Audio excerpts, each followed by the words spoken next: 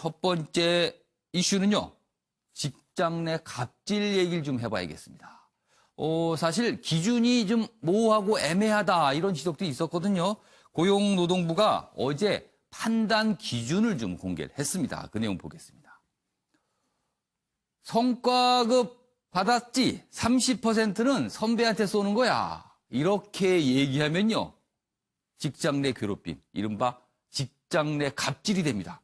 해서는 안 되는 거예요. 처벌받을 수 있습니다. 이러면요. 이런 얘기 혹시 하시는 분 과거에 있지 않았을까 싶기도 하는데요. 고용부가 밝힌 사례별 Q&A, 그러니까 좀 기준이 모호하다는 지적이 있어서 구체적인 사례들을 제시한 겁니다. 광고사처럼 납품일 있는 업종, 퇴근 후 카톡 업무 지시 가능하다. 이걸 업종 특성당 퇴근 후에 카톡으로 뭔가 지시하는 거는 괜찮다. 이런 얘기예요. 그런데 상사가 부하 직원에게 애인 생겼니? 이렇게 물어본다는 거예요. 그러면은 단순 질문은 괜찮은데 이게 그 이상 뭔가 더 나아가게 되면 이게 문제가 될 수 있다는 겁니다. 그냥 남자친구나 애인 생겼어 정도까지는 괜찮지만 그거 이상으로 플러스 알파 질문을 하게 되면 문제가 될 수 있다는 겁니다. 다음 기사 또 있습니다. 보시죠. 애인이 있어. 어디 다녀? 그 이상 묻지 마세요. 그 이상 물으면 문제가 됩니다. 어디까지 괜찮을까? 여기 보면 여기 좀 내용이 있어요. 단순 사생활 질문은 가능해도 성적인 수치심을 주면 절대 안 된다. 그런 겁니다. 이건 문제가 된다는 거예요. 그리고 긴급 업무로 야근 지시하거나 성과 위한 동료 질책은 가능합니다. 이거는 할 수 있습니다. 특별한 사정, 사회 통념 등 애매모호한 상황이 많아서 여전히 혼란스럽다. 이런 얘기입니다. 여기 보시면 구체적인 사례들이 있어요. 어떤 것은 되고 어떤 것은 안 되는 거. 일단 제가 안 되는 것부터 좀 소개해 드릴게요. 술자리를 A 부장이라고 술자리를 잡아놓고 후배에게 술자리 잡자고 계속 얘기를 합니다. 근데 후배는 별로예요. 같이 술자리 하고 싶지 않은데 계속 술자리 하자고 얘기를 하는 거예요. 그리고 이런 얘기를 합니다. 너 안 잡으면 인사상 불이익을 주겠다. 뭐 심할서를 써오라. 이런 것도 농담 반 진담 반으로 해도 안 됩니다. 이런 얘기하면 위반입니다. 그리고요. 또 있습니다. 이 맨 아래 보시죠. 친목을 위해 모바일 메신저 단체 채팅방에 주말이나 퇴근 후에도 종종 글을 올리며 팀원들에게 대답을 하라고 피드백을 주라고 얘기를 하면 이것도 안 되는 겁니다. 이러신 분들이 혹시 있을 것 같으네요. 왠지요. 그리고 되는 거는, 그러니까 위반이 아닌 건 있습니다. 여기 있으면은 이겁니다. 김 대리가 남자친구가 생겼다는 얘기를 듣고 최근에 애인 생겼나? 뭐 하는 사람이야? 요 정도까지만 물어보십니다. 그럼 됩니다. 근데 더 나가서 굉장히 사생활과 관련된 걸 물어보면 안 됩니다. 여기서 멈춰야 됩니다. 뭐 이 정도입니다. 그리고 위반되는 거 이런 사례도 있나 보네요. 후배 직원에게 영어를 잘하는 신입사원한테 나한테 영어 좀 가르쳐줘라. 그리고 나선 나한테 영어 가르친다는 거 아무한테 얘기하지 마. 이거는 중요한 거니까. 이러면 안 됩니다. 이거 갑질입니다. 자, 제가 아주 상세한 사례까지 제공을 했는데요. 윤영거 대표님. 예. 과거에는 어떻게 보면 그냥 넘어갔을 문제지만 지금 이제 문제가 되는 거예요, 다들요. 그렇죠. 예. 달라졌다. 세상이 달라진 거예요, 지금요. 과거에는 공하고 사가 막 섞였죠. 회사가 가정이고 가정이 회사고 뭐 그럴 정도로 뒤죽박죽했거든요. 예, 예. 특히 제일 문제가 많이 된 게 저 술자리에서 문제가 많이 되죠. 저는 뭐 술을 좋아해서 다행히 문제는 없었는데 웬만한 사람들은 소주 한 잔만 먹어도 눈에 실핏줄이 터지는 사람도 있거든요. 그렇죠. 술을 마시면 안 되는 사람들이 있습니다. 그렇죠. 근데 선배들은 얘기하죠. 정신력으로 먹었다. 우리도 먹었는데 너는 왜 그런 거 못하냐. 그래서 그런 게 좀 술자리가 좀 문제가. 김 대표님도 이제 기자 생활을 오래 하셨고요. 저도 그렇죠. 기자니까 과거에는 그렇게 얘기하는 사람이 있었습니다. 술은 정신력이라고. 그렇죠. 예. 네, 그런 것 때문에 요즘에는 힘들어서. 큰일 납니다. 그런 그래서 얘기하면요. 예, 신문 기자도 그만둔 사람이 많았고 저 같은 경우는 개인적으로는 그 업무 외의 일 예. 이게 조금 좀 힘들었던 것 같아요. 예를 들면 그때는 부장들이 거의 예. 생사 여탈권을 질 정도로 파워가 막강했거든요. 그래서 병원에 가는데 대리 진료를 가라. 대리 진료요. 예, 병원 가서 배가 아프니까 가서 좀 약 좀 타와라 해서 대리 진료를. 배는 본인이 아픈데 약은 다른 그렇죠. 사람이 시키는 네, 거예요? 병원 가서 또 대리 진료를 했던. 그럼 의사가 어떻게 봅니까? 네, 그런 식으로 했고, 또 안경테가 빠졌다고 나사를 어서 쪼여와라. 혁 뒤 구멍 하나 더 뚫어와라. 뭐 이런 식의 개인적인 일들을 막 좀 뒤죽박죽 좀 섞였던 것 같아요. 지금으로서는 상당한 지금 와서 갑질이네요. 큰일 날 일이죠. 뭐 예. 세운상가 가서 테레비 사서 집에 좀 설치해달라. 뭐 이런 얘기들을 스스럼 없이 하고 또 스스럼 없이 했어요. 아니 뭐 직장 후배가 무슨 TV 설치 기사분도 아니고 왜 네. 그런 걸 시키나요? 그리고 처음에 또 입사하면은 손바닥에다 동전을 여자 선배가 줘요. 예.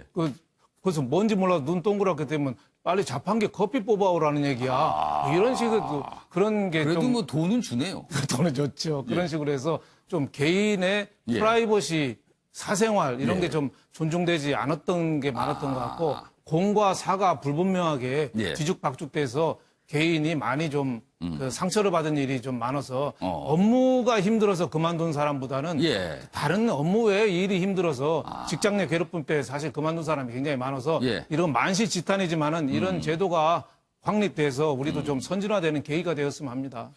그러니까 이른바 이제 직장 내 갑질 금지법, 직장 내 괴롭힘 금지법의 취지는요, 공과 사를 분명히 구별해서 직장인들 사이에 그런 거를 분명히 좀 기준을 정하라. 뭐 이런 취지 같아요, 지금. 그리고 고용노동부가 밝힌 여러 사례도 그런 내용들을 다 담고 있다고 보여집니다.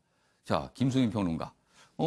많은 분들이 좀 이런 걸 꼼꼼히 좀 주의해야 될 것 같아요. 어떤 건 되고 안 되는 걸 좀 숙지를 할 필요가 있을 것 같습니다. 네, 근데 이거를 이제 건건히 판단을 하는 것보다는 전체적으로 이게 어떤 이치에 의해서 작동이 되는지 이걸 좀 파악할 필요가 그 있는데. 내용을 좀 자세히 설명해 주세요. 제가 아까 네. 공과 사 뭐 이런 걸 구별하자 정도 제가 좀 이렇게 두루뭉술하게 설명했는데 구체적으로 좀 설명해 네, 주세요. 아까 전에 보니까 매일경제 기사에 예. 위반인 것과 위반 아닌 것 이렇게 예. 분류를 해놨는데 대충 보면은 감을 잡을 수가 있겠습니다. 그러니까 그렇게 뭐 나쁜 예. 표현이 아닌데도 예.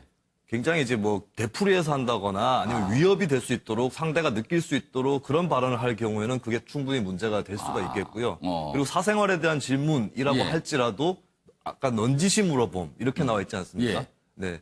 그 강도가 그렇게 강하지 않고 예. 되풀이해서 캐묻지 않으면 그건 또 괜찮다. 그런 말은 한 번쯤은 할 수 있는 것이다. 그냥 이렇게 살짝 해석하는 것이죠. 물어보는 건 괜찮지만 그걸 자꾸 물어보거나 깊숙이 네. 물어보거나 그러면 안 된다는 거네요. 그리고 직원에 대해서 어느 정도 업무에서 압박이 되더라도 예. 그것이 경영상 불가피한 행위이거나 아니면 경영 개선에 도움이 되는 그런 행위라면 얼마든지 용인을 어느 정도는 할 수 있지만 그렇죠. 업무 특성상 저녁 퇴근 이후에도 연락을 할 필요가 있는 업무들이 있어요, 사실은. 그렇습니다. 예. 그러나 사생활의 근간이 되도록 하는 것을 침해한다 정도의 수준이 되면은 그것은 갑질이고 직장 내 괴롭힘이다라고 또 판단을 하는 것이죠. 사실 저는 조금 우울한 것은 예. 이제 저는 이 법의 제정에 대해서 적극적으로 찬성하고 환영하지만 예. 사태가 여기까지 오게 된 것은 사적인 자리에서 자신들끼리 잘 해결할 수 있고 조심할 수 있는 부분을 예. 못 해왔기 때문에 법으로 이어졌다라고 볼 수 있거든요. 예. 그래서 저는 오히려 이제 좀 기성세대 분들한테 먼저 당부를 드리고 싶은데 이렇게 기분 나쁜 소리를 들었다면서 신세대에서 항의를 할 때에 예. 그런가? 나는 그런 의도는 없었지만 한 번쯤 생각해 볼게. 그리고 좀 미안해. 이렇게 했었다면 이렇게 사회 분위기가 나빠지지는 않았을 거라고 봅니다. 그래서 그 부분을 계속해서 좀 유념을 하시고 또 그런 부분을 막기 위해서 이 법이 만들어졌다고 생각을 하신다면 예. 이 법의 제정 취지라든지 사유를 더 깊이 이해할 수 있을 거라고 봅니다. 그러니까 직장 내 상하 관계가 물론 있죠. 근데 그럼에도 불구하고 그 상하 관계에서요. 각자의 사생활을 존중하고 그리고 개인의 인격을 존중하라. 이게 아마 법의 취지가 아닌가 합니다. 그러니까 개인의 인격을 서로 존중하면 된다. 이렇게 될 것 같아요. 그러면은 문제가 없을 것 같습니다. 알겠습니다. 뭐 직장 내 갑질 아무튼 뭐 좀 유념하고 조심해야 될 것 같아요. 잘 모르시는 분도 있으니까요. 알겠습니다. 자, 이번에는요. 일본의 경제보복과 관련해서 청와대와 정부의 모습을 다룬 기사가 오늘 많이 실렸습니다. 그래서 그 내용 좀 다뤄보겠습니다. 먼저 한겨레 기사입니다. 이 큰 제목도 좀 봐주시죠. 청와대 어제 브리핑을 통해서요. 조선일보, 중앙일보, 일본어판에 대해서 공개 비판을 했습니다. 굉장히 강한 비판이었어요. 기사 제목 등 바꿔서 국내 여론 일본에 잘못 전달했다. 이렇게 얘기가 된 겁니다. 여기 보시면 여기 이 제목에는요, 구체적인 내용을 소개했습니다. 제가 좀 읽어드리죠. 일본어판으로 된 기사의 제목이 이렇게 돼 있었답니다. 닥치고 반일이라는 우미나 정책이다. 한국인은 얼마나 편협한가 등 뭐 이런 내용이 담겨 있었다고 합니다. 그러자 어제 청와대가 진정 국민의 목소리를 반영했나 이렇게 비판했습니다. 그리고 조국 민정수석 요즘에 굉장히 여기저기 사안에 대해서 좀 얘기를 많이 하고 있는데요. 이와 관련돼서 얘기가 있습니다. SNS에 누가 혐한을 부추기나 뭐 이런 지적도 있습니다. 그러나 일각에선 언론 자율권과 충돌할 우려가 있다. 이런 지적도 나오고 있습니다. 어제 청와대의 그런 비판에 관해서요. 구체적으로 어떤 얘기길래 이 사례가 여기 좀 정리가 되어 있는데요. 제가 소개해드리죠. 그러니까 한글로 된 국내판 기사를 일본어판으로 옮겼는데 제목이 달라졌다는 거예요. 그 내용을 소개하고 있습니다. 여기 보면 한국어판 기사는 이런 내용입니다.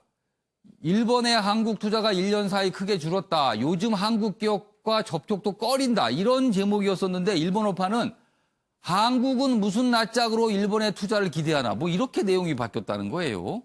그리고요. 국채보상 동학운동 1세기 전으로 돌아간 듯한 청와대라고 하면서 이런 기사였는데 일본어판에는요. 해결책 제시하지 않고 국민의 반일 감정에 불을 붙인 한국 청와대 이렇게 돼 있답니다.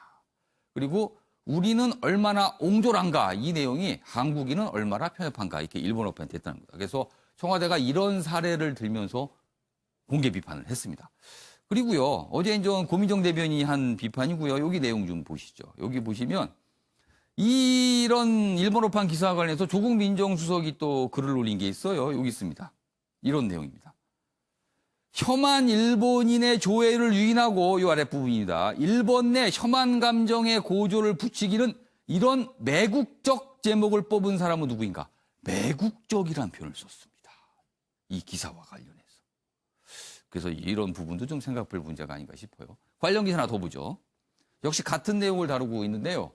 청와대 조선중앙 일본어판 매국적 제목이다. 작심 비판. 근데 한국일보는 논란이다라고 제목을 붙였습니다. 어제 뭐 조국 수석이요, 고민정 대변인 뭐 여러 가지 이런 비판을 했다는 거고요. 그리고 요 아랫부분입니다. 정부를 비판하는 보수 언론을 겨냥했다는 관측이 나온다. 그래서 편집권의 부당 압력 행사 아니냐 이런 우려도 있다는 내용까지 소개하고 있습니다. 자, 그럼 여기서요. 어제 고민정 청와대 대변인의 공개 비판 영상으로 확인해 보겠습니다. 야후재팬 국제뉴스 면에는 중앙일보 칼럼 한국은 일본을 너무 모른다. 조선일보 문통 발언 다음날 외교가 사라진 한국. 이러한 기사가 2위, 3위에 랭킹되어 있습니다. 그만큼 많은 일본 국민들이 한국어 기사를 일본어로 번역해 올린 위의 기사 등을 통해서 한국 여론을 이해하고 있습니다. 이것이 진정 우리 국민들의 목소리를 반영한 것인지 묻고 싶습니다. 모두가 각자의 자리에서 지혜를 모으려고 하는 이때에 무엇이 한국과 우리 국민들을 위한 일인지 답해야 할 것입니다. 네. 저렇게 어제 이제 청와대가 공개 비판을 했어요. 자, 먼저 이재용 전 의원. 네. 특정 신문을 거론하면서 비판한 건 굉장히 이례적입니다. 이례적이라고 보이고요. 자, 이 부분 청와대의 정당한 비판이냐 아니면 언론 편집권에 대한 부당한 개입이냐 어떻게 보세요? 전 요것을 보면서요. 예. 일단은 굉장히 그 고민정 대변인이 한 얘기가 예. 매우 좀 고민을 많이 했던 거다. 근데 저는 무슨 얘기를 하고 싶냐면은 예. 조선일보 같은 경우에는 제목들이 한국어판하고 일본어 제목이 다르다는 거 아닙니까? 그거는 다른 거는 사실인 것 같아요. 예. 조선일보의 실수인지 아니면은 의도했는지는 아직은 모르겠지만 거기에서 입장문은 없습니다. 예. 근데 그 내용들을 보면 있지 예. 않습니까? 내용은 변한 게 없다는 걸로 저는 알고 있습니다. 그러니까 그걸 일본어로 번역을 한 거죠. 기사를. 그렇죠. 예. 그러니까 이제 제목하고 내용하고가 이제 틀려진 거, 내용은 같은데 제목이 틀려진 거 아닙니까? 근데 내용을 보면은 예. 일단 현재 두 가지가 있어요. 조선일보도 제가 사설들을 쭉 봤더니, 그러니까 여러 사설들을 봤더니 일본의 행위에 대해서 굉장히 작심 비판하는 사설들도 굉장히 많습니다. 그리고 이런 것들은 사실 한국 정부가 지금 하고 예. 있는 행위에 대해서 좀 더 잘하라는 비판도 있는 거거든요. 사설이란 건 그렇게 나뉘어질 수도 있고 예. 그리고 정부가 잘못하는 그러니까 문제 해결을 하기 위해서 정부가 어떤 행위들을 하고 있는지에 대한 비판은 언론이 충분히 할 수 있는 거거든요. 예. 그래서 그 내용을 가지고 과연 이것이 국민들이 원하는 내용이냐 아니냐라고 비판한 것은 이거는 모든 그 뭉뚱그리로 지금 예. 그 어제 그 대변인이 얘기를 하면서 예. 한쪽으로 몰아가려고 하는 것이 아닌가 이런 생각이 좀 드는 것도 있고요. 또 하나는 뭐냐면 그럼 이 시점에서 왜 자꾸 청와대 뭐 그러니까 왜 여당 저런 비판적인 브리핑이 비판을 나왔을까? 특히 예. 뭐 아까도 말씀하셨지만 그 소위 말하는 보수 언론들을 콕 집어가지고 얘기를 예. 했을까? 왜 이 시점에? 예. 근데 내용들 보면 굉장히 그 국민 감정을 건드리는 내용들 많이 나오고 있거든요. 그 정부와 여당에서 나온 얘기들이. 그러니까 정부와 여당에서 밝히는 입장들이요. 그렇죠. 지금 문제 해결에 대한 부분보다는 그러니까 예. 제가 비율은 잘 예. 얘기할 수는 없겠지만 느낌상에는 예. 국민 감성을 건드리는 얘기는 한 7, 예. 8. 그리고 문제 해결에 대해서는 한 1, 2 이 정도로 나오는 정도로 예. 굉장히 이쪽이 치중돼 있어요. 예. 아까 조국 그 수석도 뭐 끊임없이 지금 뭐 거의 뭐 그 기계 수준으로 계속 가고 있잖아요. 그래서 이런 걸 보면은 왜 이럴까? 근데 저는 이게 지금 문제 해결보다는 내년 총선 때문에 이런 게 아닌가. 지금 프레임을 지금부터 지금 쓰여가고 있는 게 아닌가. 그러면은 저는 그런 의심까지도 들 정도로 그럼 특정 신문에 대한 비판도 그런 맥락으로 이해하시는 거예요? 그런 맥락이 분명히 전 숨어 있다고 생각을 합니다. 알겠습니다. 자, 조대진 변호사는 입장이 다르실 것 같은데 두 가지. 그러니까 청와대의 정당한 비판으로 봐야 되냐 아니면 이거는 좀 언론에 대한 편집권의 개입으로 봐야 되냐. 어떻게 보세요? 뭐 보수 언론이 네. 청와대라든지 정부에 대해서 공격적인 그 평론을 할 수도 있습니다. 예, 예. 근데 그런 것들은 인정을 해줘야 되고 예. 뭐 당연히 그런 부분을 이해를 해야 되지만 이거는 그 도를 넘어섰다 이거죠. 그 정도로 보기엔 좀 지나쳤다라는 거네요. 그렇죠. 이게 어느 나라 신문인지 무슨 의도를 갖고 뽑았는지에 대한 의문이 예. 들 정도로의 제목을 뽑았기 때문에 그 예. 조국 수석이나 고민정 대변인이 그런 얘기를 한 것 같고요. 대부분 신문을 볼 때 제목을 먼저 보고 판단을 하지 않습니까? 일단은 제목부터 먼저 읽게 되죠. 그렇죠. 내용 전체를 다 꼼꼼히 훑어보고 이 글의 전체 논지가 어떻다라고 보는 사람들은 거의 없습니다. 물론 그런 분도 계시겠지만. 예. 근데 제목만 보고 이렇게 그 흐름을 그렇게 예. 잡아가는 그런 듯한 그 매국적 제목, 저는 매국적 제목을 뽑았다는 그 표현에 대해서 아주 동의를 하는데요. 그런 부분의 그 의도가 저는 도저히 이해가 되지가 그러니까 않고요. 매국적이라는 평가는 일본이 좋아할 만한 내용의 제목이 들어있다 이런 뜻인가요? 그렇죠. 그리고 지금 뭐 부당한 편집권의 행사라고 얘기를 예. 하는데 지난 정권들 되돌아보면 예. 지금 하는 정부의 저 정도의 평론이 부당한 편집권의 행사라고 평할 수 있을지 스스로 한번 자문해 보기를 원합니다. 예. 뭐 어제 청와대 브리핑을 바라보는 시각 뭐 굉장히 지금 두 분 논평 들었는데요. 굉장히 다르죠. 아마 보기에 따라서 여러 가지 각도에 대한 평가가 있을 수 있을 것 같습니다. 다음 내용인데요. 역시 이 일본의 경제보복과 관련해서 정부 관계자가 어제 외신을 상대로 기자회견을 열었습니다. 그래서 여러 가지 설명을 했는데 그 내용을 다룬 기사입니다. 보시죠. 정부 한일 갈등 중재 가능성 열려 있다. 대화로 풀어야. 그러니까 뭔가 타협할 수 있다라는 여지를 보인 겁니다. 그동안 청와대 문재인 대통령이 굉장히 강하게 나왔지만 뭐 물밑에서는 뭔가 접촉이 있을 수 있다. 뭐 이런 걸 시사한 거예요, 지금요. 여기 보면 외신 기자 간담회에서 정부 관계자가 일본에 메시지를 보냈다. 이렇게 평가를 하고 있습니다. 중재 가능성. 뭔가 잘 풀어갈 수 있다. 뭐 이런 걸 좀 외신들에게 설명을 한 겁니다. 정부 관계자가요. 익명으로요. 자, 그런데 어제 그 회견에서 나왔던 내용 중에서 좀 고민 아니면 생각해 볼 대목이 있어요. 그 기사 준비되어 있습니다. 보시죠. 여기 있습니다. 아베의 유화 제스처 보내려 정안론자 부적절 언급했다. 정안론자를 얘기했다는 겁니다. 여기 보시면 정부 관계자가 앞선 기사 보셨죠? 뭔가 타협의 여지, 대화의 여지를 열어준 듯한 발언이 있었거든요. 그러면서 일본 내에서 19세기, 그러니까 메이지 유신 당시에 일본에서 큰 역할을 했던 인물들을 거론합니다. 그 얘기입니다. 요시다 쇼인이 있었다면 한일이 협력할 것이다. 지금 상황에서 이런 인물이 있었다면 정부 관계자 보복철의 촉구 위에 아베의 정신적 지주까지 언급을 했습니다. 이거는 아마 일본에 대한 배려라고 볼 수도 있는데요. 그런데요, 그 인물이 조선 정벌을 주창한 인물이었답니다. 그럼 이러면 좀 이상하잖아요. 자, 그 내용이 여기 돼 있습니다. 정부 관계자가 어제 이렇게 얘기를 합니다. 요시다 쇼인과 다카스카 신사쿠가 살아있다면 두 명의 인물을 거론합니다. 이 두 명의 인물이 살아있다면 한일 양국의 미래지향적 협력에 대한 나의 평가에 동의할 것이라고 확신한다. 이렇게 여기까지 좋았습니다. 그런데 이 인물이 누군가를 생각해 보니까 좀 이상합니다. 여기 있습니다. 요시다 쇼인은 정환론과 천황지상주의로 일본 제국주의의 사상적 토대를 쌓은 인물입니다.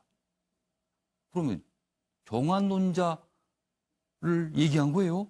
그럼 조선을 점령하자 이런 주장을 한 사람이잖아요. 그리고요, 요 다카스카 신사쿠는요, 아베 신조 총리의 이름에 신조의 신, 그 신이 이 다카스카 신사쿠의 신에서 따온 거랍니다. 그만큼 존경한다는 거죠. 이 다카스카 신사쿠는요, 일본 기병대의 창시자입니다. 그리고 그게 육군이 됐고요. 그 육군이 군국주의로 연결됐지 않습니까? 그럼 결국은 이게 논란이 있는 인물일 수 있는 겁니다. 군국주의와 관련돼 있다고요. 그래서 그런 평가도 일부는 있습니다. 자, 이 상황을 좀 이걸 어떻게 이해해야 되는지. 자, 윤영걸 대표님. 예. 제가 쭉 설명을 드렸습니다. 예. 윤영걸 대표님은 요시다 쇼인이 정한론의 주창자라는 걸 알고 계셨습니까? 알고 있었죠. 예. 일본 뭐 제국주의, 예. 그 천황지상주의, 예. 그 메이지 유신 이때 예. 굉장히 일본을 그 개혁으로 예. 개방으로 이끄는 그런 어떻게 보면 그 중요한 역할을 했던 예. 분이죠. 그래서 저는 요시다 쇼인하고 다카스키 신자쿠를 얘기한 거는 예. 저기 청와대 관계자가 어제 정부 관계자가 예.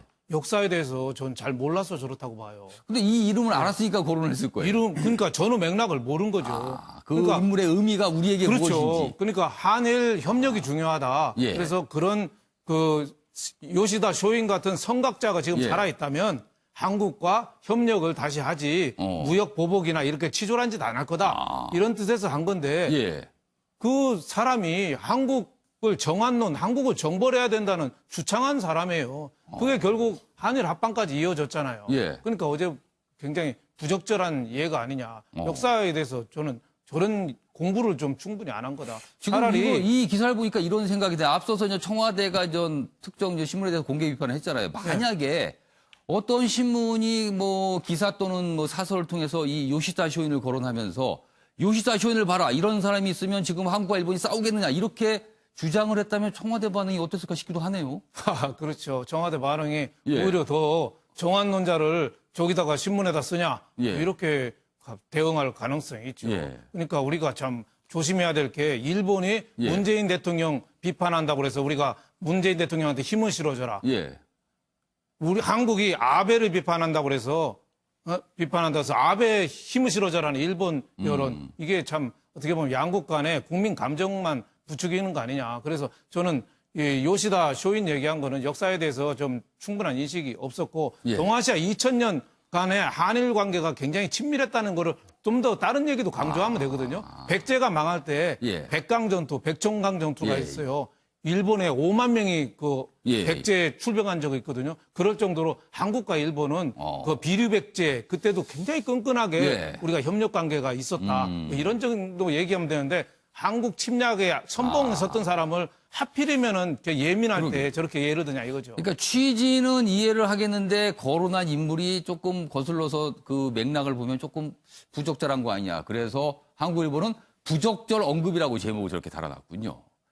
김수희 평론가, 지금 상황 어떻게 보세요? 이게 정부 관계자의 선의는 저는 이해를 합니다. 예. 맞춤형으로 얘기를 한 것이고 예. 일본을 발전시켰던 과거의 이런 인물처럼 아베 정부도 그러니까 했으면 메이지 유신에 좋겠다. 대한 높은 평가를 하면서 그 당시에 그렇게 네. 개방적인 사회로 가고 뭔가 해외로 나왔고 그랬지 않느냐 뭐 이런 취지였어요. 네. 근데 문제는 그게 맞춤형은 될 수 있었겠으나 보편적인 가치에 어긋나는 그런 행동이었기 때문에 지금 부적절 언급이다라는 예. 비판이 나오는 것이고요.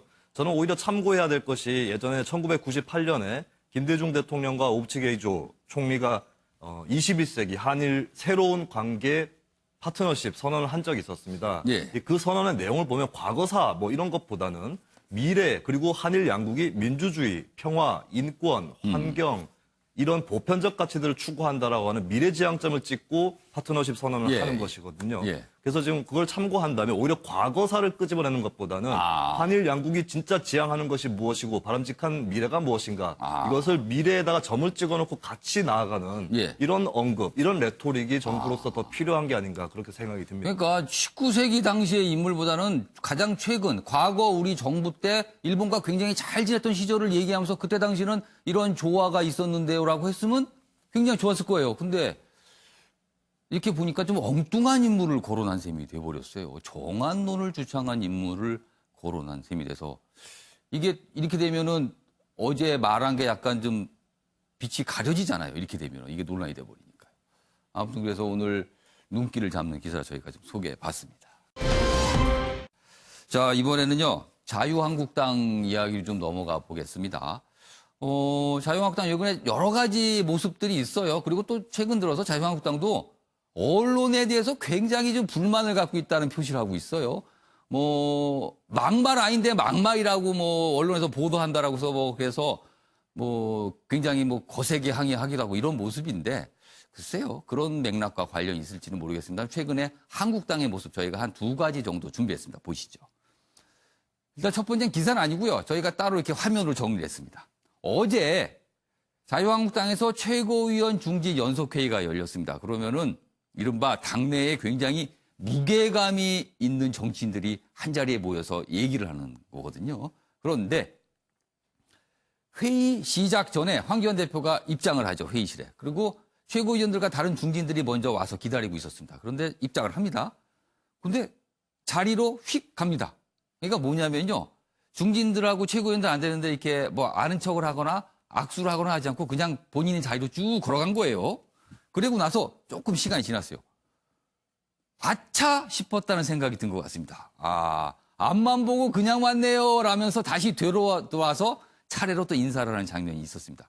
어떻게 보면은 최고위원들과 중진들을 좀 신경 쓰고 존중한다. 뭐 이런 취지로 볼 수도 있어요. 그런데 이 모습에 대해서도 여러 가지 이제 말들이 나오고 회자가 되고 있어서 저희가 첫 화면으로 준비해 봤는데 직접 영상으로 확인해 보겠습니다. 어떤 모습인지 보시죠.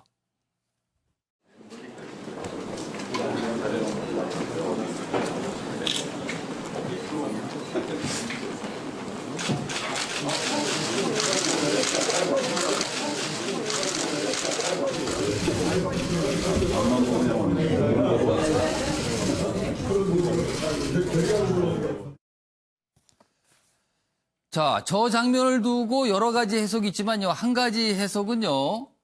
황교안 대표가 요즘에 고민이 많다는 거예요. 뭔가 생각하고 회의장에 들어왔으니까 앉아있는 사람이 눈에 들어오지 않고 그 생각을 하고 있는 거거든요. 그러니까 이렇게 쓱 지나쳤는데 앉으려고 보니까 아차 싶은 거죠. 악수를 안 했네. 인사를 안 했구나. 그래서 다시 돌아가서 악수하고 인사하고 그렇게 했다는 장면입니다. 고민이 많은 황교안 대표. 그와 관련된 기사 준비되어 있습니다. 보시죠. 여기 있습니다. 세계일보입니다. 5.18 비하 논란이 됐었던 자유한국당 의원들이 있어요. 그중에 한 명이 김순례 의원, 김순례 최고위원입니다. 그런데요. 한국당 최고위원으로 복귀하게 됐습니다. 그럼 이게 어떻게 되는 걸까요? 그 내용입니다. 3개월 징계가 끝나서 당원권을 회복했다. 아까 당원권 징계 3개월인데 그게 다 끝났습니다. 그래서 당원권이 회복이 됐다. 그러니까 회복이 됐으니까 원래 최고위원으로 복귀한다. 이렇게 되는 겁니다. 여기 보시면 박맹우 사무총장이 이 사항에 대해 설명을 했어요. 여기 있습니다. 많은 법률 전문가에게 의뢰를 했더니 김 의원의 징계는 당원권 정지 3개월로 끝나는 거지 전당대회에서 선출된 최고위원 직위까지 박탈할 근거는 전혀 없다는 게 법조인들의 말이었다. 그동안 당원권 정지 말고 그 이상의 징계가 있어야 되는 거 아니냐 하는 이런 지적들이 있었거든요. 그거에 대해입니다. 그러나 그 이상은 없다는 거죠. 그리고 또 여기 있습니다. 그러면서 당원 당규에 명확한 규정이 없어 정무적 판단이 필요하다는 결론이었다. 이겁니다. 자, 그럼 정무적 판단은 당대표가 하겠죠? 그 정무적 판단에 따라서 최고위원으로 복귀하게 되는 겁니다. 이런 고민이 많이 있었나 봅니다. 자, 이재용 전 의원. 이거 네. 어떻게 된 상황입니까? 좀 설명 좀 해주세요, 지금 상황. 글쎄요, 전 개인적으로 지금 중앙당에서 하고 있는 여러 가지 일들에 대해서 답답함을 많이 이 상황도 좀 때문에요. 답답하신 건가요, 그럼? 답답하죠. 예. 왜냐하면은 이 결정을 못 하는 거 아니에요. 예, 그래서 그런 부분에 있어서는 좀 답답하다는 생각이 드는데 예. 어찌됐든 간에 그 법률적 그 검토는 충분히 했다는 걸로 저도 들었습니다. 예. 그래서 그 법률적 검토에 의하면은 3개월 당원권 정지를 처음에 이제 결정을 했었고 예. 그 끝나는 시점에서 더 이상 뭐 늘리거나 뭐 또 다른 거를 제시하거나 이거는 예. 불가능하다. 이런 얘기를 하는 거는 맞는 것 같고요. 근데 그동안 그 당원권 3개월 정지 이상으로 뭐 최고위원 신부 관련된 얘기도 좀 있었잖아요. 얘기는 있었지만, 예. 그러니까 그거에 대해서 명확한 내용들은 없었어요. 예. 더 해야 되지 않느냐, 이걸로는 뭐 약하지 않느냐, 이런 얘기도 있었고, 예. 또 사실은 왜 이걸 가지고 또 당원권 정지까지 가야 되느냐라는 얘기도 있었고, 예. 그렇기 때문에 이것도 있고 저것도 있었기 때문에 그거에 대한 명확한 얘기는 없었고, 이게 무슨 명확한 통일된 얘기를 하지 얘기는 않은 있지 게 않았습니다. 명확한 얘기를 하자는 게 아까 기사 중에 있지만 정무적 판단을 한 거다 이렇게 보시는 거예요. 네. 그리고 저는 또 여기 예. 나왔던 박순자 의원에 대한 그 징계한 얘기도 나오고 예. 있는데 이 부분도 저는 사실 그 당내에 뭐라 그래야 될까요? 분란? 뭐 이런 모습을 지지난주였죠. 이 예. 일이 터진 게. 그런 모습을 보여줬다는 것 자체에 대해서 저는 굉장히 상임위원장 비판을 자리에서 했거든요. 지금 물러나지 않고 있어서. 그렇습니다. 그거 범국민적 비판을 받았던 사안이기 때문에 저는 그걸 동의하고요. 예, 그런 부분도 요번 월요일에 아마 이것이 예. 이제 시작을 했었던 걸로 알고 있는데 예. 이게 빠른 시일 내에 결정이 돼야 된다고 생각하고 있습니다. 지금 또 한 가지 사실 5.18 비하 논란에서 다른 의원도 있습니다. 이종명 의원은 사실 제명이 됐죠. 되려면 의원총회가 열려야 되거든요. 근데 의원총회에서 그게 안 되고 있어요, 논의가. 이건 어떻게 된 겁니까? 이종명 사실 보면은 예. 의총이 지금까지 그 이 일이 있은 이후에 예. 지금 저희가 4월 달에 그게 있었지 않았습니까? 전당대회가 정치적 스케줄을 보시면요. 예. 5.18 요 관련된 내용은 예. 소위 말해서 끼지도 못할 정도로 굉장히 지금 바쁘게 왔습니다. 그러니까 의원총회에 이런 안건을 올릴 사항이 아니라고 보시는 거예요, 지금까지 상황을 보시면은? 의원총회에서 나왔던 가장 중요했던 거는 패스트트랙 그때. 예. 그리고 의원총회에서 나왔던 여러 가지 안건들 중에서 이 안건이 올라올 수 있는 예. 공간이 없었던 걸로 저는 이해를 하고 있었는데 이것도 앞으로 아마 논의가 될 겁니다. 그러니까 이게 국회 가면요 기자들이 계속 물어봐요. 이종명 의원 제명권을 어떻게 하실 거냐, 의원총회 열어서 뭐 할 거냐, 아니면 그냥 끝나는 거냐 이렇게 물어본다니까. 매우 곤란한 질문이기도 하죠. 사실은.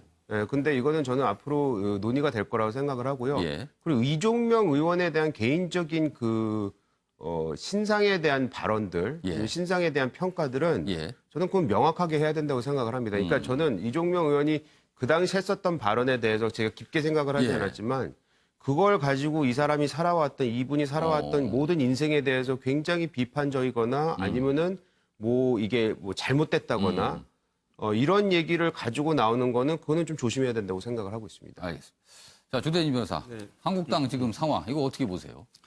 이게 일단 지금 5.18 예. 망언의 그 김순례 의원에 관련된 예. 그 태도를 보면서 예. 자유한국당이 5.18을 어떻게 바라보고 있는가에 관련된 입장을 명확하게 보여준다고 생각이 되고요. 어떤 입장으로 이해하고 계신 거예요, 그럼? 그러니까 지금 이 사안은 예. 법률적 검토를 할 사안이 아니라 도덕적 반성을 해야 되는 사안이거든요. 그런데 지금 법률적 검토를 해서 문제가 없으니까 최고위원직을 그대로 유지를 해야 된다라는 결론을 지금 그러니까 내리고 도덕적으로 있거든요. 판단할 사안을 법률 잣대를 들이댄 거다. 그렇죠. 물론 이제 법률적 잣대로 들이댈 수도 있지만 예. 대부분의 국민들이 지금 거기에서 도덕적 반성을 요구를 하고 있는 예. 상황에서 법률적 잣대로 피해갔다는 것 자체가 지금 분노스러운 거고요.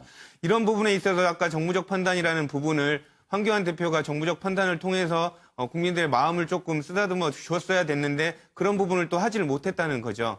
그런 부분에 있어서 자유한국당이 충분히 비판을 받았어야 되고 이 사안 같은 경우는 벌써 논의가 끝났어야 될 사안이라고 저는 봅니다. 근데 좀 늦었다. 윤영골 대표님은 좀 어떻게 보십니까? 자유한국당 상황. IQ는 높은데 EQ가 좀 부족한 거 아나요? EQ. 예. 감성지능. IQ 는, 예, 지능 지수는 굉장히 높아요. 다들 뭐 변호사 예. 한 자리씩 한 사람 출세한 사람들이니까 IQ는 높아요. 예. 법률적도 문제가 없는 거 다 알아요. 예. EQ 마음의 감성 지수, 아픈 사람하고 공감하는 능력, EQ가 너무 부족한 것 같지 않아요? 제일 피해야 될 게 세월호. 예. 304명의 청소년들, 청년들이 희생됐잖아요. 예. 5.18 무고한 시민이 희생됐잖아요. 예. 또 일본하고 관계, 예. 위안부, 여성 문제잖아요. 예. 이 문제는 진짜 조심조심해야죠. 난 그 김술래 의원 말도 예.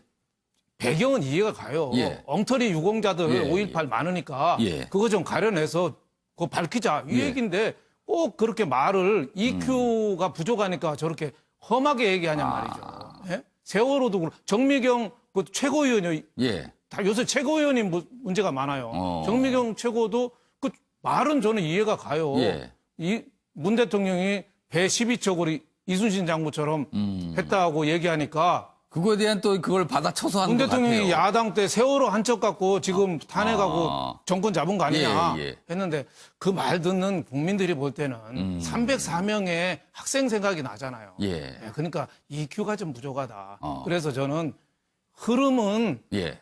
자유한국당한테 유리한데 구도는 자유한국당한테 지금 자꾸 불리하게 갑니다. 오. 네. 그럼 흐름은 외부에서 오는 거고 구도는 스스로 만드는 거잖아요. 예. 흐름은 지금 예. 집권당이 안보, 예. 경제 뭐 잘 못하는 게 많잖아요. 예. 그래서 비판 세력이 많아요. 예. 근데 구도 지역적으로 봐요. 호남이나 이쪽이 지금 흔들립니까? 예. 수도권 흔들려요? 자꾸 저런 말 때문에. 그리고 나이 청년들은 예. 자유한국당을 지지하면은 무슨 크게 꼰대인 줄 생각해요. 65세 이상 우리나라 노인 비중이 몇 퍼센트인 줄 아세요? 15%밖에 안 돼요. 65세 이상 자유한국당 많이 지지하죠? 예. 15%밖에 안 돼요. 그러니까 구도는 저는 자유한국당이 불리하기 때문에 예.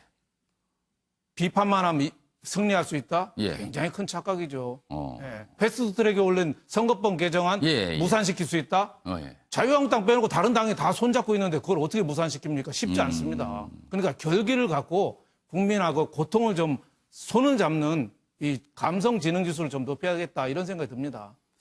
그러니까 자유한국당이 지금 EQ가 부족한 것 같다 이런 지금 쓴소리를 해 주셨어요. 그러면 EQ가 풍부하다면은 지금 이런 상황은 아니었을 것이다 이런 지적이기도 합니다. 자, 이번에는요 2개의 신문 기사를 비교해 보겠습니다. 오늘 주제는 택시 제도 개편합니다. 주제는 같아도 내용은 다르다. 신문 대 신문 보겠습니다. 오늘은요 한국일보와 경향신문을 비교해 보겠습니다. 주제는 제가 방금 말씀드렸다시피 어제 공개된 택시 제도 개편안입니다. 그런데요 한국일보는 그 내용에 대해서 이렇게 내용을 다루고 있습니다. 타다 말았다. 꽉 막힌 혁신경제다. 이런 내용입니다. 반면에 경향신문은요. 상생을 위해 제도권 안으로 들어온 것이다. 굉장히 긍정적인 평가로 보입니다. 자, 그럼 구체적으로 기사 각각 보겠습니다. 한국일보 기사는 이렇게 되어 있습니다. 택시 면허 있어야 타다 운전한다. 꽉 막힌 혁신경제. 꽉 막힌 혁신경제. 혁신경제는 지금 문재인 정부에서 굉장히 강조하고 있는 건데 꽉 막혔다는 표현을 썼습니다. 여기 보시면 국토부 어제 플랫폼 운영 제한적 합법화했다. 어제 택시도 개편한 내용입니다. 운영 대수에 따라 사회적 기여금을 내야 한다. 이른바 이제 모빌리티 업체들, 타다 뭐 이런 회사들 말하죠. 기존 택시 면허권 매입 등으로 활용한다. 그러니까 사실상 택시 면허를 사야지만 뭔가를 할 수 있게 되는 거예요. 택시 업계와 타협위에 어정쩡 봉합을 했다. 타다. 영업위에 최소 1,000억 원이 필요하다. 그래서 이게 혁신경제에 걸림돌이 되는 거 아니냐 이런 지적이군요.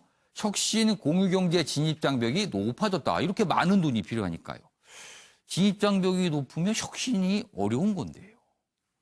자, 경향신문 기사 보겠습니다.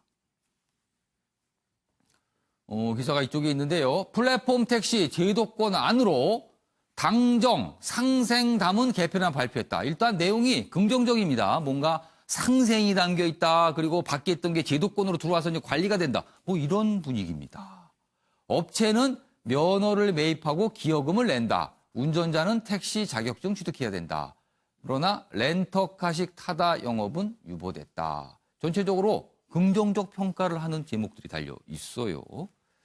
자, 그럼 여기서 어제 그 발표 내용 저희가 영상으로 확인해 보겠습니다. 플랫폼 운송사업자가 정부의 허가를 받아 차량, 요금 등에 대해 보다 유연한 규제 환경에서 다양하고 혁신적인 서비스를 제공할 수 있도록 하겠습니다. 플랫폼 사업자가 새로운 사업 기회를 통해 얻은 수익의 일부를 사회적 기여금으로 납부하면 이를 기존 택시의 면허권 매입, 종사자 복지에 활용하여 택시업계와의 상생을 도모하겠습니다. 웨이고 택시와 같은 기존 택시와 결합한 가맹사업에 대해서는 가맹사업의 최소 면허 대수 기준과 차량 외관 등에 대한 규제를 대폭 완화하겠습니다. 그 시장의 유연성이 전제가 돼야 되는데 그 시장을 한계하고요. 대기업들과 해외 글로벌 자본들이 각 출장이 되지 않을까. 타다의 지금 현재 입장은 저희가 용납할 수 없습니다. 택시 영업을 하는데 렌터카를 하고 있고 그래서 불법이라고 보고 있고요. 자, 뭐 타다, 카풀 이런 거 관련해서 택시업계가 굉장히 극한 갈등을 빚었죠. 그리고 목숨을 잃으신 분도 있었어요.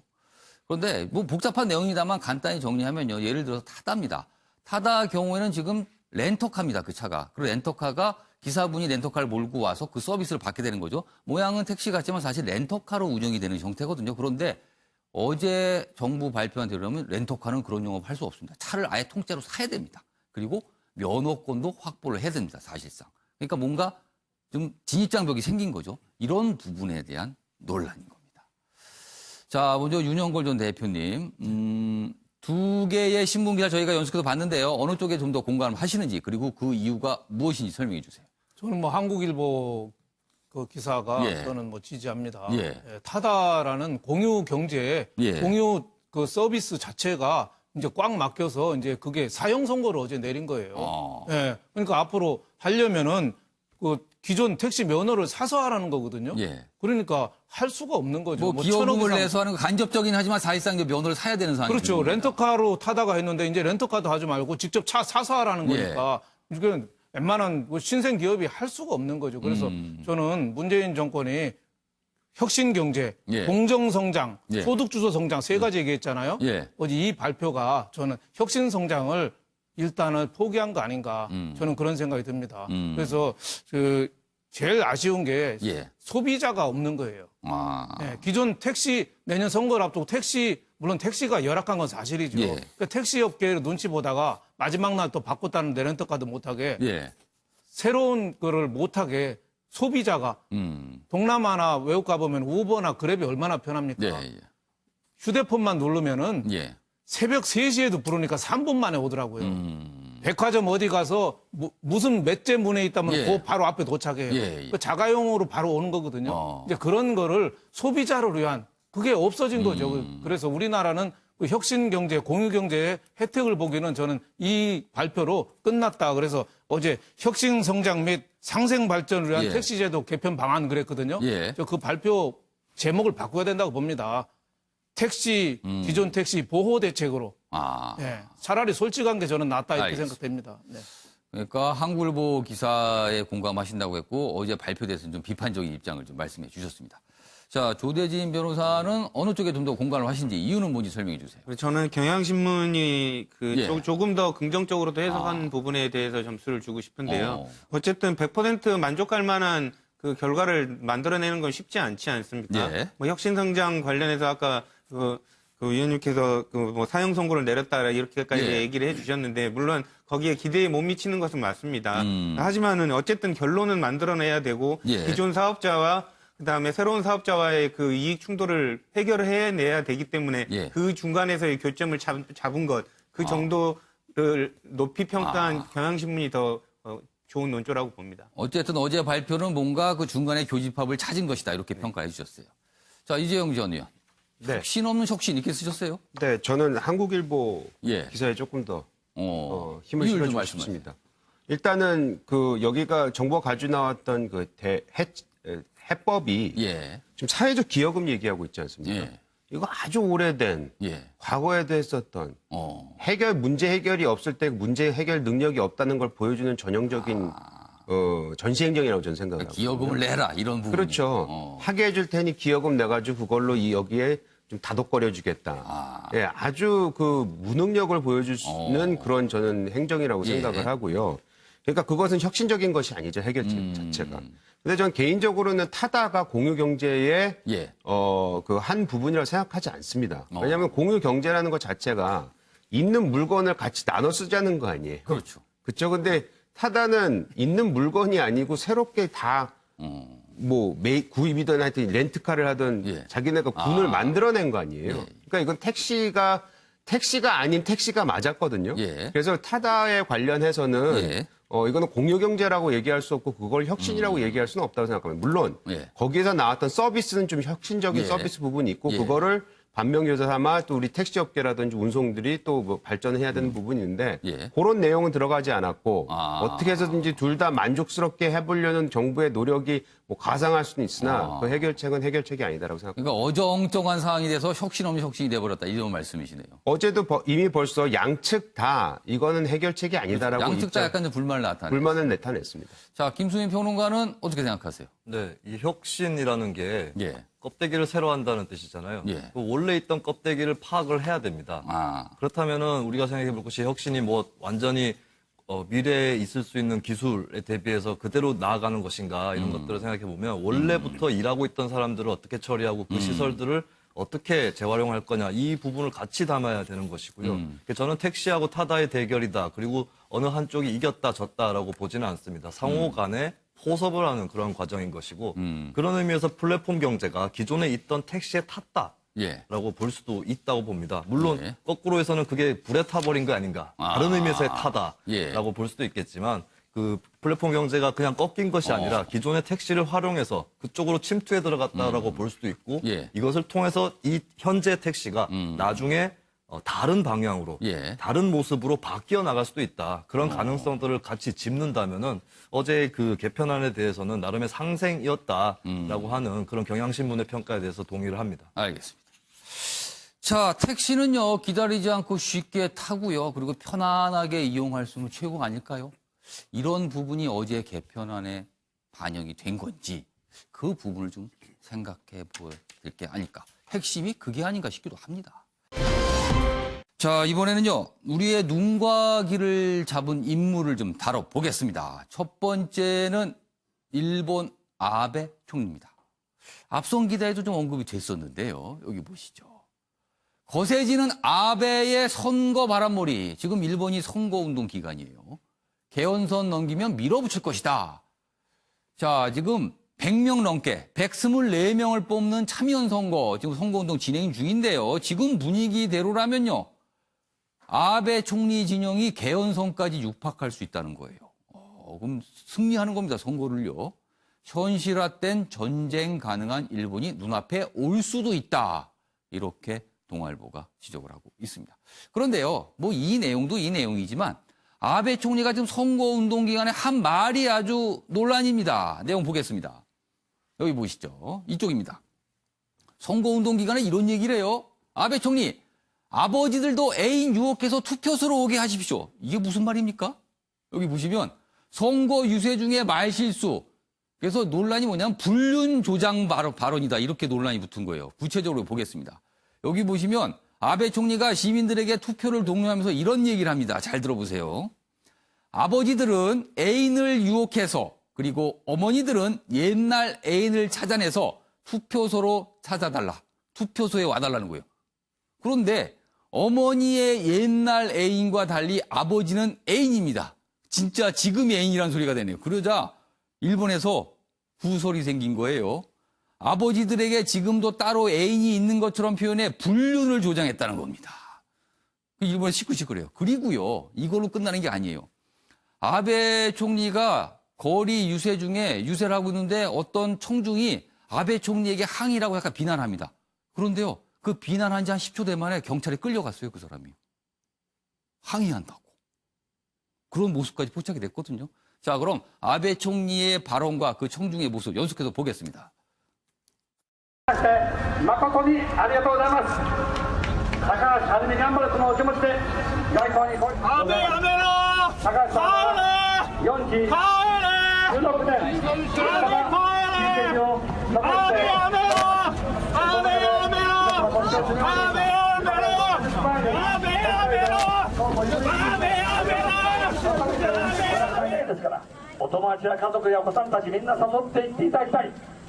どうかお父さんも恋人を誘って、お母さん昔の恋人を探し出して、雇用箱に足を運んでいただきますようよろしく。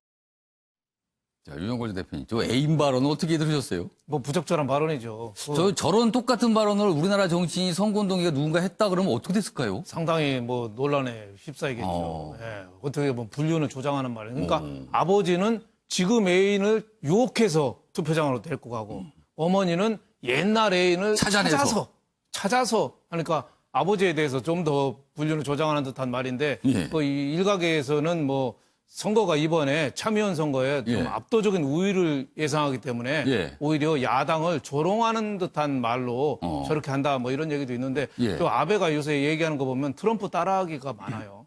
한국에 대한 저 무역 제재. 그렇죠. 좀 비슷한 것 같기도 트럼프 하는 해요. 것도 비슷하잖아요. 그러니까 트럼프 대통령 중국의 화웨이, 아베 그렇죠. 총리는 그것도 비슷하잖아요. 우리 IT 업계. 그렇죠. 예. 비슷하고 이번에도 험한 말 저렇게 하는 거 트럼프랑 자주 만나다 보니까 예. 좀 저런 식으로 되는 거 모양인데 아베가 진짜 문제는 이번에 참의원에서 예. 3분의 2가 지금 굉장히 유력하거든요. 예. 되면은 중의원은 벌써 3분의 2가 됐어요. 그렇습니다. 헌법 개정을 통과하려면은 예. 평화헌법 전쟁을 할 수 있는 나라가 되려면은 중의원 참의원 통과하면은 국민투표에서 과반수만 하면 되거든요. 그래서 아베가 저런 좀 불미스러운 일은 있어도 예. 지지율은 굉장히 좀 확고하다 이렇게 볼 수 있겠습니다. 김수희 평론가. 네. 첫 번째 봤던 영상, 청중이 끌려가는 모습이잖아요. 사실 그동안 아베 정권에서 언론 통제가 심해졌다. 그래서 뭐 독재 정권 아니냐 뭐 이런 지적도 받았어요, 사실은요. 네. 서방 언론을 통해서도. 그런데 저런 모습이 또 나타났거든요. 일본에서 꽤 논란이 되고 있나 봅니다. 지금. 좀 애매한 것 같은데 저렇게 야유를 하는 걸 봐서 일본은 언론의 자유가 있나 보다라고 생각할 수도 있지 않을까 예. 싶어요. 저렇게 할 수도 있다. 예, 길거리에서 아베 총리를 면전해서 저렇게 예. 면박을 줄 수 있다는 것이 자유가 살아있다라는 그걸 거꾸로 이제 입증하는 증거가 되는 건 아닌지 근데 또 굉장히 바로 애매하다고 봅니다. 끌어내요, 또 밖으로. 네. 그래서 그리고 이제 아베 총리도 사실은 우리나라 사람들한테도 되게 희화화 당하고 있을 정도로 좀 웃겨 보이는 그런 이미지를 갖고 있거든요. 예. 근데 속으로 잘 보면은 올해 11월 정도면 아베 총리가 2차 세계대전 이후에 최장수 일본 국무총리가 됩니다. 또 한편으로는 분명히 스트롱맨의 모습을 또 갖고 있는데 예. 지금 현재 선거운동 모습을 보면 그것을 좀 감추고자 하는 예, 그런 의도가 그럼 느껴집니다. 뭐 본인이 일부러 약간 희화하는 건가요? 조금 더 가볍게 느껴지게 하는 전략을 펴는 건 아닌가. 그래서 뭐 아버지의 애인, 어머니의 예대인 바로도 그런 맥락에서 나온 것 같다는 건가요? 네, 그렇습니다. 어. 그리고 그거는 예전에 김무성 대표하고 예. 약간 비슷한 게 예전에 예. 지방선거 때 뭐 아빠는 가번 찍고, 그러니까 새누리당에서 복수의 후보를 중선거구 기초위원회 내면 아빠는 예. 가번 찍고 엄마는 나번 찍고 예. 애들은 다번 찍어라 뭐 이런 식으로 얘기를 해서 또 입길에 오른 적이 있었는데 예. 그거하고도 좀 비슷해 보이는 가족관계 비율을 든 게 아닌가 싶어요. 자, 이재영 지원. 사실 저희가 이 내용을 좀 가볍게 약간 좀 재미있는 사항 좀 다루고 있지만 그 이면에는 개헌선 저지, 개헌선까지 확보할 경우는 이게 심각해질 수 있거든요. 그 부분은 사실 중요한 거예요. 매우 심각하죠. 예. 그리고 사실 지금 아베가 어떤 말을 하던 예. 지금 3분의 1을 분위기는 달성할 그렇다고 가능성이 합니다, 지금. 높다는 거 아닙니까? 그랬을 때 지금 우리가 취해야 되는 우리의 외교적인 노력과 우리들의 지금 어떤 전략을 가지고 있는지에 대해서도 예. 저는 지금 이제 궁금한데 예. 아까 이제 아베와 트럼프가 비슷한 예. 성향의 사람들 아니냐. 그렇기 때문에 더더욱 정부로 하여금 예. 우리가 굉장히 섬세하고 면밀하고 치밀하게 대응을 하자라는 요구를 하고 있는 겁니다, 지금. 그러니까 트럼프 대통령, 아베 총리 비슷한 성향이다. 그 뭐냐면 어디로 튈지 모른다. 뭐 이런 건가요, 그럼? 그렇죠. 그리고 일단은 굉장히 과격하잖아요. 예. 즉흥적일 수도 있어 예. 보이고. 근데 저는 즉흥적으로 보일 수 있으나 즉흥적이지 않다고 생각을 하는 거거든요. 그렇기 때문에 아까 하신 말씀하고 약간 맥락이 비슷할 수도 예. 있는데 굉장히 치밀한 사람들이라고 저는 생각하기 때문에 더더욱 우리나라가 우리 정부가 치밀하게 대응해달라 이렇게 요구를 하는 겁니다. 왠지 말실수도 의도한 것 같이 보이는 뭐 그렇다는 거네요, 지금. 그럴 수도 있죠. 알겠습니다. 자, 다음 인물 보겠습니다. 여기 기사 봐주세요. 경찰 양현석 성매매 알선 혐의로 정식 입건했다. 이렇게 돼 있습니다. 그동안 그러니까 피의자가 된 거예요. 정식 입건했으니까. 그동안은 내사 단계였는데 이제 수사로 전환이 됐다. 이 얘기입니다. 자, 조대진 변호사. 자, 이건 경찰이 어떤 판단, 그리고 이게 어떤 의미가 있는 건가요, 그럼? 일단은 외국인 투자자를 상대로 해서 성접대를 했다는 의혹에 대해서 내사를 쭉 진행해 왔었거든요. 예. 그러니까 한마디로 정식 피의자는 아니었던 겁니다. 근데 그 혐의 사실이 의심이 되기 때문에 내사 처리를 지금 하는 과정이었었는데 예. 이제는 정식으로 피의자로 이제 전환을 한 겁니다. 그러면은 경찰이 뭔가 구체적인 걸 지금 파악하고 있다는 건가요? 그러니까 두 가지로 볼 수가 있는데 하나는 정식 확실한 지금 물증을 찾았을 수도 있고요. 예. 아니면 기존의 내사의 여러 가지 증거들을 찾아서 종합해서 조금 더 그 이전에 승리 씨 사건에 예. 있었던 뭐 경찰과의 유착 의혹 등 이런 조금 부정적인 경찰에 대한 그 시선 등을 피하기 위해서 조금 더 빨리 피의자로 좀 그 전환한 거 아닌가라는 생각도 듭니다. 그러면은 조사를 받으러 경찰에 출석하는 양현석 씨의 모습을 우리가 또 볼 수도 있겠네요, 그러면은. 충분히 가능하고요. 예. 그리고 뭐 어느 정도는 예. 그 기존에 있었던 증거들보다는 더 예. 확실한 증거가 나왔다고 보는 것이 좀 더 타당하다고 보여집니다. 그러니까 내사에서 수사로 바꾼 거는 그런 의미다. 뭔가 좀 구체적인 걸 경찰이 확보한 게 아니냐 이런 짐작을 하게 만드네요, 지금요. 그래서 양현석 정식 입건이 됐다 이런 내용입니다. 자, 이번에 마지막 기사가 될 것 같습니다. 북한과 관련된 내용인데요. 그동안 북한이 뭐 석유도 그렇고요. 그리고 뭐 사치품 등등을 해외에서 아무튼 어떻게든 조달을 한다. 그런 얘기가 있었거든요. 그런데 밝혀진 내용이 나왔습니다. 여기 보시면 사치품 중에 하나라고 할 수 있는 벤츠의 마이바흐. 굉장히 고급 차량이죠. 이 고급 차량이 과연 어떻게 북한으로 흘러 들어갔는가. 이게 지금 UN 보고서상 나왔어요. 보시죠. 로테르담을 거쳐서 다롄으로 가서 오사카로 넘어가서 부산으로 가서 러시아로 갑니다. 그리고는 사라졌다가 그 물건이 평양에 등장한 겁니다. 5개국을 거칩니다. 5개국. 여기 지도 보시죠? 지도 보시면 숫자가 있습니다. 네덜란드에서 쭉 와서 중국, 일본, 그리고 일본을 인석해서 부산, 다시 러시아, 그리고는 일로 갔다는 겁니다. 이렇게 물건을 들이고 있는 거군요. 여기 보세요. 미국 싱크탱크, 제가 아까 보고서를 UN이라고 잘못 말씀드렸습니다. 미국 싱크탱크 벤츠 2대 밀반입을 추적했는데요. 화물선 자동 식별 장치 끈 채 항해해서 제재 감시만 피하면서 여러 곳 들린 것 같습니다. 이렇게 무슨 이게 물건 세탁 아닙니까? 이 정도 수준이면 이거를 추적한 것도 대단합니다. 이 과정을. 그러니까 오래 걸렸겠죠. 그래서 이렇게 보면 주변 나라가 다 본의 아니게 연루가 돼버렸습니다. 지금 상황에서. 자, 유영고조 대표님. 네. 이거 어떻게 보세요? 그러니까 대북 제재를 하려면 국제 예. 공조가 돼야 되는데 지금 국제 공조가 아주 치밀한 저런 세력들에 의해서 예. 그 구멍이 크게 뚫린 거죠. 어. 저기 관련된 나라가 뭐 한국, 뭐 중국, 다롄이니까 일본, 예. 저 러시아까지 저렇게 관여돼서 하는데 그 다른 나라로 편의 치적을 해놓고 예. 그 자동 식별 장치도 끄고 저렇게 5나라를 왔다 갔다 한다는 거는 대북 제재가 예. 앞으로 좀 더 좀 엄하게 좀 집행돼야 되는 거 아니냐. 우리가 지금 하는 식으로 미국에서도 왜 해병대인가요? 해군이 예.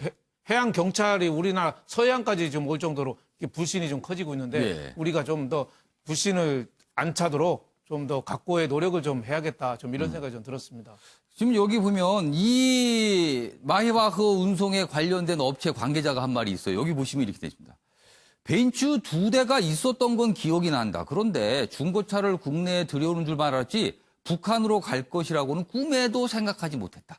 그냥 운송만 해줬다. 뭐 이런 얘기입니다. 그러니까 이게 더 문제인 거예요. 중간에 이런 거에 관여한 어떤 회사나 개인들이 그게 어디로 가는지 모르고 그냥 배달해주고 그런다는 겁니다. 근데 결국에는 이런 식으로 북한으로 흘려 들어가고 있다. 이런 얘기가 됩니다. 이렇게 좀 논란이 되고 있습니다. 자, 이번에는요, 사진 속에 담긴 사연을 들어보는 순서입니다. 김유진 아나운서의 이슈컷 보시죠. 이슈들을 사진으로 살펴보는 시간 이슈컷입니다. 첫 번째 이슈 태그는 밥솥입니다. 고장난 밥솥이라도 버리기 전 꼭 한번 확인하셔야겠습니다. 강릉에 사는 A씨는 적금을 찾은 뒤 마땅히 둘 곳이 없어 현금 1,600만 원을 쓰지 않는 밥솥 안에 보관해 왔는데요. 이 사실을 깜빡 잊고 집 정리를 하다 밥솥을 분리수거장에 버리고 말았습니다. 그걸 깨달았을 땐 이미 일주일이 흐른 뒤 다행히 경찰의 도움으로 고물상에서 밥솥을 찾았고 그 안엔 현금도 그대로 들어있었다고 하네요. 두 번째 이슈 태그는 수상한 가발입니다. 이 남성 어딘가 좀 어색해 보이지 않으신가요? 남성은 가발에 약 4천만 원어치의 코카인을 숨겨 반입하려다 스페인 공항에서 딱 걸렸습니다. 여기에 소량 포장한 마약 부러미 수십 개를 삼킨 사람이 있는가 하면 가슴 보형물에 마약을 숨긴 여성도 있었는데요. 이처럼 갈수록 기상천외한 방법들이 동원되고 있어 적발의 골치를 앓고 있다고 하네요. 마지막 이슈 태그는 집행위원장입니다. 여성으로는 처음으로 EU 집행위원장으로 선출된 독일의 우르줄라 폰데어 라이엔입니다. 독일의 첫 여성 국방장관이기도 한 그녀는 산부인과 의사 출신으로 7남매의 엄마로도 유명한데요. 유리천장을 뚫고 유럽연합 수장 자리에 올랐다는 의미는 크지만 당장 브렉시트 문제 등 앞에 놓인 과제들이 만만치 않을 거란 전망입니다. 지금까지 김유진의 이슈컷이었습니다. 여성 의사 출신이 국방장관에도 오르고 EU 집행위원장까지 올라간 굉장히 주목되는 인물이 맞군요. 자, 아침에 매일 경제 오늘은 여기까지입니다. 시청해주신 여러분 고맙습니다.